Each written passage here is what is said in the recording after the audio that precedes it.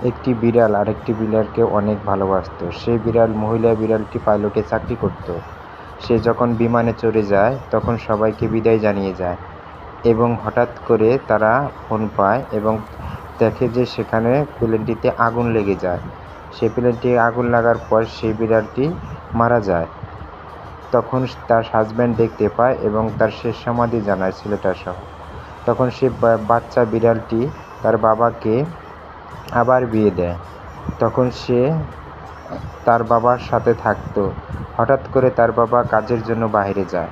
তখন সেই সৎ মা তাকে অনেক কষ্ট দিত।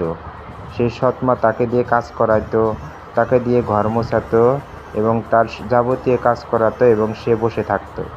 হঠাৎ করে একদিন তার বাবা এসে দেখতে পায় যে বাচ্চা বিড়ালটি কাঁদতেছে বসে। তখন সে তার সৎ মাকে অনেক মারধর করে এবং তাকে বাইরে ফেলে দিয়ে যায়।